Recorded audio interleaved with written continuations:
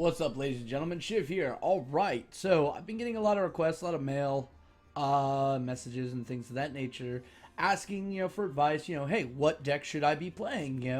The meta's changed, patron's gone, and now there's this deck, and I don't know what to do. And what are your suggestions? Play Warrior. All right, so for a bit, I went looking around, trying to figure out, what is probably, arguably, one of the better lineups that'll kind of get you through almost any matchup that there is out there. And what I came to the conclusion is that Fatigue Warrior is still fucking good with a few minor tweaks. I took the original Ultimate Fatigue Warrior that I had been using for quite some time and decided to, tweak it a little bit, give it a little bit more to deal with the greater increase of aggro decks. And by aggro decks, I mean face, I mean token spawning, you name it, it's there. So I decided to, step that up a bit. And here we go. Ironically enough, shortly after I did this, I went to go leave a suggestion to the guy who made the original Ultimate Fatigue Warrior and found out that the day before, he came to the same conclusion. Great minds think alike, I guess. Who knows? All right. But I will be linking his updated guide and this, that, and the other in there. Alright, so let's get into this. We're not going to be doing any play footage because this deck takes forever and a day to play. It is not a quick deck, alright? So, for the uninitiated, what is Fatigue Warrior? I think this is probably one of the bigger questions that I've actually seen asked out there. What's the difference between Fatigue Warrior and Control Warrior? Well,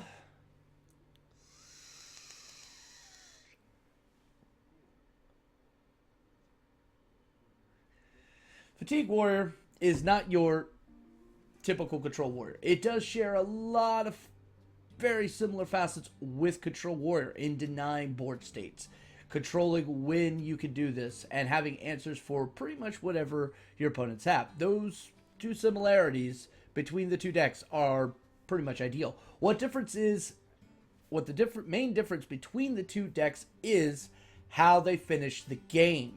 And this is really crucial. Typical Control Warrior looks to build pressure, use a combination of Alexstrasza and an activated Grow Mash, most likely with a Death Bite, to burst down a shit ton of damage. Thus forcing, your opponent to basically cry. This is what's known as a burst combo. Alright, if you're familiar with the Force of Nature combo in Druids, same basic principle, just a little bit more annoying to set up. So, in Fatigue, you don't get that. Nope. Ain't about bursting your opponent down. Yeah, doing some damage, true. You can actually burst them down at the back end just to really seal the deal, and I've done that several times. But most of the time, it's literally about denial, denial, denial, recovery, denial, recovery, recovery, recovery, game over. That is almost the entire play strategy of Fatigue Warrior. Alright.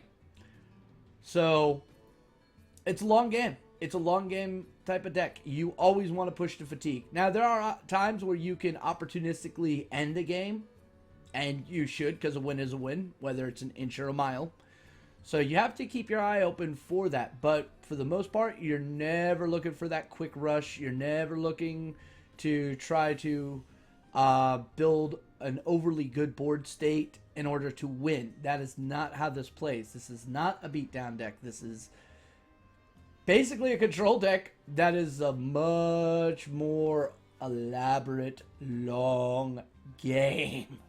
Holy shit, is it a long game. I've had matches with this versus Priest last me 25 minutes. Yeah, so if you're looking for something quick to grind the ladder with, this ain't it. But if you're looking for something that's going to give you an even matchup and you're willing to invest the time in it, this will probably be it. So let's go ahead and do the card breakdown right now. And we'll also cover the mulligans and a few other very important aspects of Fatigue Warrior. All right. Just let me get this up here. And there we go. All right. So first off, we've got the Execute. All right. If I got to explain why Execute's important, you obviously haven't been paying attention to Warrior. Execute, Shield Slam, Fire War Axe, these are pretty much the core cards of any control type deck. They deny early, deny mid and late, and really just do wonders for controlling the board. Revenge is going to be your first anti-aggro tech. Now, on its own, it's basically a worse whirlwind. But as you find yourself getting down to that damage spot of, you know, oh, crap, I'm at 12 or less life, but I've got all this armor, Revenge actually gets really, really good. Especially in the matchups, say, like the now Warsong Commander-less Patron decks, does very well. Muster for Battle Quartermaster, which has been coming back in popularity, especially on the NA scene, does very, very well. So it gives you some answers there. That and, you know, Rexar hates it. All right, Slam! Knife Juggler. Moving on. I know that seems a little wonky, and I could go into more in depth how you could use it for Grow Mash and things of that nature, but let's be honest, most of the time you're going to use it for Knife Juggler. Alright. Unstable Ghoul! Because fuck aggro. Actually, this card does some amazing things, especially when used in concert with other stuff. Like, oh, I don't know. I've actually done this before where I've had the Unstable Ghoul out on the deck, already in play. They lay down like a really nasty board, Muster Quartermaster play. I ran this into the 2-5 and brought it down to 1. Drop down Baron, get it immediately behind it, and oh, look at that, I wiped their board. With the exception of the 2-2. 2-1. But even still, good times. So it does remarkable well. It's an early game taunt that can clear a lot of these face rush aggro decks very nicely. And again, Rexar hates it.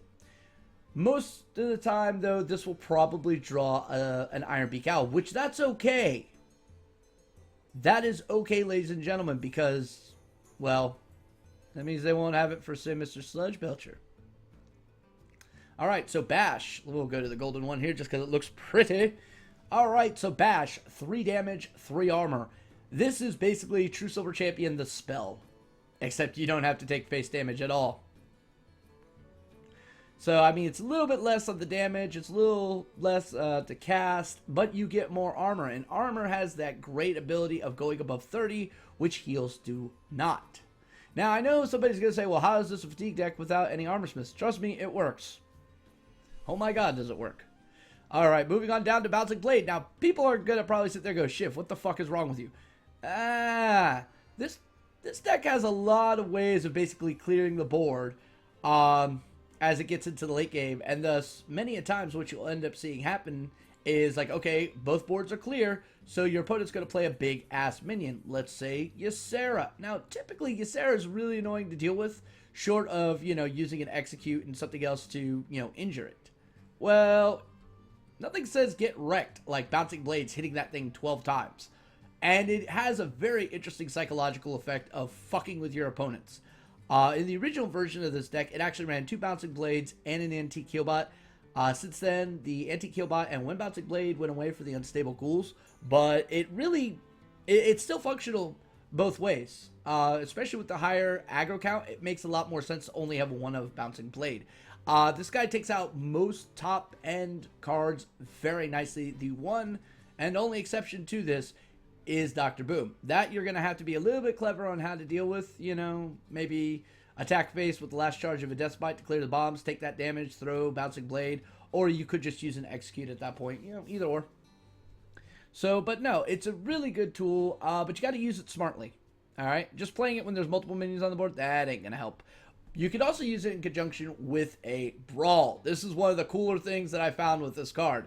You brawl the board, you lose the brawl, they only have 1 minion. It's the biggest fucking minion that they got. Let's say it's a giant. Bouncing Blade, by giant. Soul Crushing. Alright.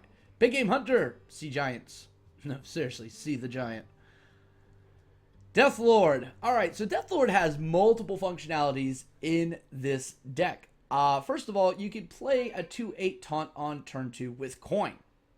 That's pretty powerful. But even still, on turn 3, this is a monster of a card, all right? Your opponents are going to be trading a lot of their resources in left and right, and they might get something like, you know, a Loatheb or whatever off of that. Now, on paper, that seems like a really bad thing until you realize, well, that now they don't get the battle cry. And that's where you actually start really doing good. Now, again, this is Fatigue Warrior, so getting your opponents to spend more cards than you do is really important. So thinning out their deck for them helps out. And when you consider a lot of the top decks have a lot of tools to thin out their deck to get the answers that they need, this actually helps accelerate their own demise. All right? And again, the whole battle cry negation is a really important factor. Alex Straza doesn't get played. Oh, great. So that means you can't lower my life. You can't reset my life. There are some downsides to this, and I've had this happen where Antonidas comes on the board and I didn't have an answer. I am not kidding when I say I did not have an answer. And I end up losing that match pretty damn quickly. So it is a high risk, high reward sort of card. But against most aggro decks, it's going to pretty much be their death nail. All right. Dustbite. It's one of the best weapons in the game, and it's got a whirlwind effect, so yeah, why not? Brawl, because board clears are fun, and we've already talked about how you can use it with Bouncing Blade to guarantee a board clear, but even more importantly is you can play it behind a Sylvanas and really wreak havoc. Alright. Sludge Belcher, because taunts are fun, and we're running 6 total taunts. Justicar Trueheart, this is probably like the #1 card of the deck. And, you know, a lot of people are going to say, well, what's a replacement for Justicar Trueheart? 1600 Dust. Find it. I'm not even going to lie. Without Justicar Trueheart, trying to play Fatigue Warrior is near impossible. Very much near impossible because Hunters. Because any aggressive deck will easily be able to zerg through your armor generation of 2. 4, ironically enough, is a breakpoint for them. It's very difficult. It's very challenging. They got to get a lot of really good top deck draws in order to do it. So, Justicar Trueheart is a requirement. Shield Maidens, pretty standard, pretty typical. 6 mana for a 5/5 that gives you 5 armor, which can exceed total 30 life. Very important. On turn 7, can be used in conjunction with Shield Slam to basically kill whatever the hell you want. I like it. I've even done this on turn 10 where I played down the Shield Maiden, so that's 5.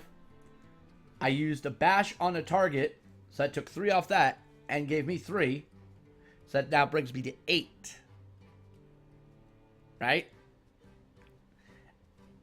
And then I was able to use the Shield Slam to take out the Velen's Chosen minion that I was going after. And that ended up winning me the game because that was his last big threat that he had.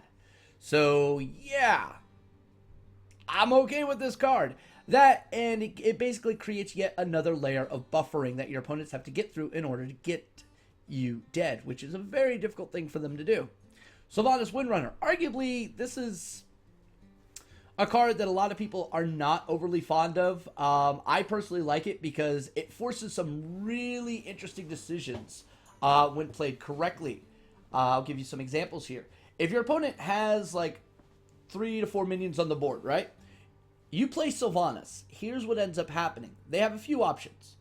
Option A, they silence it. Okay, so you get a 5 mana minion on the board. That's probably the worst option for you. Okay? Option B, or 2, however you want to go here. They trade into it. Now, most likely, they're going to have to trade 2 minions into it, unless they're using something like an Abusive Sergeant. So, yeah, you'll end up killing that said minion, and you'll be able to take another of their minions. Now, if they do the Abusive Sergeant method, that kind of sucks, because you do run the chance of gaining said Abusive Sergeant. But you also run the chance of getting something actually quite substantial that they're also going to have to trade into as well, thus investing more resources into their own minions rather than into going to your face. And therein lies the key of it. Now, they could actually ignore this card outright and then just try to push damage to the face. There are a lot of players who look to do that because they realize Fatigue Warrior, or any kind of warrior that's basically going for armor game mechanics, you got to really be afraid of. Now, there is an inherent downside to doing this, and that is Brawl. Alright? If you don't have a taunt up, here's what's going to happen. Sylvanas is going to attack your face first, deal that 5 damage, just because you want to get that value. The only time that doesn't happen is if she wants to remove something like a token minion, or something that's like a 2-1. Get rid of that. Then Brawl comes down. Now, playing the odds, it's always pretty good that Sylvanas is not going to survive. Alright? And most likely one of your opponent's minions will. But because of Sylvanas' effect, you'll end up taking it. Thus, you gain even more value. Again, this is all about turning the tables on your opponent, denying them options, and using their own options against them. Alright? So yeah, Sylvanas, really good there, but you gotta play it smart. You can't just throw it down turn 6 and expect for instant results. That's not how this card works. Alright, moving up next is Gorehowl. This is a card that we generally don't see much anymore. And I have to tell you, man, I actually have fallen back in love with this card because of this deck design. I quickly discovered that there were a lot of minions that I had a little bit of difficulty dealing with. Most notably was Druid of the Claw in taunt form. Simply put, if I either had to use a Shield Slam or an Execute on it in order to kill it. Not always ideal. But Gorehowl, on the other hand, actually made that a little bit more ideal. So, yeah, you're able to kill up to 7 damage. I mean, you could go toe-to-toe with Toshli and say, get the fuck out of here. Done it. You go toe-to-toe with Tyrion or not, and say, get the hell out of here. Done it. I've gone toe-to-toe with Archmage Antonidas. Got rid of him. There's nothing more hilarious than turn 7, your opponent gets Archmage out, and you followed up with Gorehowl saying, get wrecked. Or even turn 6, and then, yeah. So, I mean, it's possible. You can do some really nasty things with this thing. And because its durability does not go down when you're attacking minions, that's really good. That gives you a lot of control. And if you've already got, you know, Justicar Trueheart, and when you look at, like, Shield Maidens and Bashes and things like that, and your own hero power, you're going to be able to buffer out a lot of that damage, just continuing to control the board. Alright, next up is the Baron-Geddon. Baron-Geddon, I love this card. This is a card that kind of fell out of favor because Patron was just so relevant, but now it's actually come back in favor. The only thing here is Patron did not really go away, it's just no longer as toxic, and Baron-Geddon does kind of help accelerate that. So, yeah, it's still a problem there, but not nearly as much. The amount of Patron playing that we're actually seeing in the meta versus how much aggro playing we're seeing in the meta kind of makes it a safe bet to take Baron-Geddon. It allows for some really cool fucking removal options, and it pisses the fuck out of your opponent. Most likely this is the one target that a BGH is going to kill. Now, there is another target which sometimes it does happen, and that's Grommash Hellscream, which we're going to get to right now.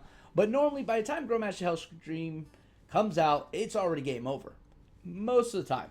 In playing this deck, I have found that there were times I actually had to go and use Hellscream to remove a mini because I had no other option.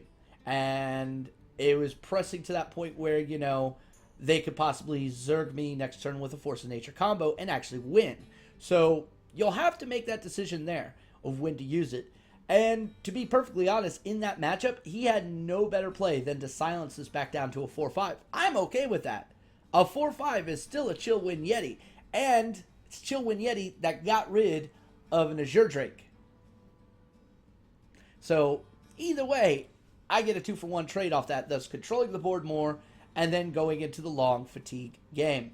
So yeah, that is the deck. So let's cover some of the mulligans here. Now, I'd like to point out that the person who actually designed this deck actually stated that the highest win streak he got was 24. Myself, personally, I've hit 18 with it. I have. Really fun deck in the original version. The newer version, I think the max I hit so far was 10 on light testing, just to try to get a feel for the Unstable Ghoul. But yeah, definitely some huge potential because of how the meta is right now. Alright. So let's get to the mulligans, because this is the thing that everybody really wants to know, because, you know, when playing a deck like this, you got to figure out what those mulligans are and what's really important. Alright, so aggro, because this is probably going to be the most relevant thing. Alright, so Fiery War Axe, guaranteed. If you got coin, Deathspite, definitely. If not, still keep the Deathspite. The primary cards you want to get, though, is Deathlord and Fiery War Axe. Slam is okay. Shield Slam, argument to be made there. Alright, because you may have to use it to get rid of, say, a Knife Juggler. But as long as you get one of your weapons, you should be relatively okay, ladies and gentlemen. All right. And Brawl is also one of those cards that if you get in your opening hand, you may consider holding depending on what you're facing. If you're facing up against, say, like a Warlock deck, it's probably a safe bet to hold on to it. And the reason I say that is very often you'll see them get out some really nasty stuff later on in the game, and you just don't have that Brawl. And if you held on to it at the beginning of the game, it'd been a different story. And sometimes I've done that, and it's worked brilliantly. Other times, not so much. If you get that whole Zoo matchup, which is coming back in popularity quite a lot, Brawl is crucial. It is one of the ways you crush Zoo hands down. So I highly recommend that. Now in the aggro matchups, you're going to want to try to get as much value off of Revenge, Unstable Ghoul, and Barongeddon. That way you can constantly deny their boards throughout both early, mid, and late game. Stuff like Bouncing Blades you really want to save, though, for, well, the biggest minion. And in most aggro matches, that's probably going to be like a Sea Giant, maybe a Mysterious Challenger, whatever. All right? So keep that in mind. All right, so now we're going to talk about Control. Now, this is also a very important matchup. Against Control, again, Fire War Axe, Death Spite, really important. Bash actually gets a little bit more relevance here, okay? It really does. Death Lord can be played, but not nearly as needed or as wise, because most of those control decks have a lot of draw mechanics and stuff like that, and you do run the possibility of possibly pulling out an Alexstrasza that'll end up fucking you, or Antonidas, which will definitely be GG for you at that point. All right, so keep that in mind. All right. But I would have to say that Justicar Trueheart is arguably one of the best cards in this matchup. Simply due to the fact that you can out-tempo, out-control the shit out of the control, and build up enough armor to where their win conditions are no longer relevant. In the case of Freeze Mage, one of the best ways of beating that deck is out-armoring its damage potential. And you can do this quite well. And Justicar Trueheart leads to that. And most of the time in that matchup, there's not going to be much going on other than him playing some stupid-ass stuff, you removing it, he'll get everything he needs, and then all you have to do is basically just deny the board and then armor up. He'll try to do the Alexstrasza plate. That's fine. Here comes Mr. Big Game Hunter, removes that, and now there's 4-2 on the board. So then he's got to go for the Antonidas play and try to Zerg you down there. But, oh, look at that. You still have enough armor that you can kill Antonidas, disallow any more damage, keep going armor to yourself, basically survive through those fireballs that he was able to generate, and thanks to Shield Maidens, beef yourself up just enough to be able to survive the Pyroblast and basically push for the victory in Fatigue. It sounds a lot more complicated than it actually is, but Freeze Mage has been making a massive comeback lately, so this is how you beat it. Alright, now, the other things we got to talk about is combo. Now, I know, Patron's gone, shit, man. No, Patron isn't gone, it's still there, it's just not as toxic. But Oil Rogue has come back in a big way. We've seen it being used all over the Hearthstone World Championship, alright? Which means it's coming to ladder, if not already there. Oil Rogue is really nasty, and it is beatable. It really is. I've done it quite a few times. So, you're going to want a Mulligan, pretty much the same as like a control deck. You want the Fiery War Axe, you want the Death Spites, you want the Bash. Bash is really key here. And the reason why Bash is really key here is it takes out a lot of minions that they're going to put down to try to get the value off of Tinker's Sharpsword Oil. Most notably, SI7 Agent and the Earthen Ring Farseer. So being able to remove that and gain some armor off of it is actually quite good. But you're going to want to stack as much armor as possible. Every single time, armor, armor, armor, armor, armor, armor, armor. Now, normally I would say that you don't want to brawl unless there's like, 3 or more minions on the board. But in this case, I would say 2 or more is very fine because you want to limit who's getting what. And you want to deny those options as best as you possibly can. All right? Long as they don't have a board, long as you're able to keep armor going, you will pretty much run them out of resources. It's quite simple, quite easy to do. So yeah, that's actually the mulligan for it. Couple things to consider. Bouncing Blade, save for minions like Ysera, which is pretty good, easy to identify the decks that are going to run it. If you see a more traditional control deck, guarantee he's going to have Ysera. If you see Dragon Priest, guarantee he's going to have Ysera. If you see some sort of Freeze Mage, guarantee it's going to either be on Alexstrasza or it's going to be on Archmage Antonidas. True fact. So know when to use it. Now, there will be times where you're going to have to use it and then rely on Shield Side. That's okay. That is okay. If you got it, cool. Don't fret too much about it. But at the same time, don't use it willy-nilly. If there's multiple minions on the board, the likelihood you're going to get the one you want reduced dramatically. So, yeah. But anyway, so that's the guide. We will not be doing a playthrough for this one, unfortunately, due to the fact that this takes a really long time to do. There will be some video plays added later on for this deck that will be coming out probably in the next day or two. So check back for those. Link to the guide will be found down in the description. Please, everybody who sees this, go there. Comment on it. Give the guy a thumbs up. He did a really good job with this deck. It's actually quite phenomenal. And I can't just say enough how much I really enjoy this deck. And I go through like hundreds of decks every month looking for people who've got that interesting tech choice, that interesting play design choice. And most of them are complete trash. No guides, no like explanation of how this works. They're just complete ego-driven dribble put up there. And then they put up statements like, we'll upvote if I get in, or, you know, we'll make guide if I get enough upvotes. You know, shit like that. That to me is just lazy and fucking ego-driven. I mean, you're giving nothing back to the community. I have no fucking respect for you. Seriously. And in all honesty, I don't think anybody in the community should give any respect back to those. Because they're basically sitting there, look what I did with this. Big whoopee shit. Fucking 20 people already did it before you. You just copied them. Big fucking deal. Are you going to give us a guide? You're going to help out the community, you know, teach people this? No? Then fuck off. But hey, you know, that's just my own 2 cents, my own opinion.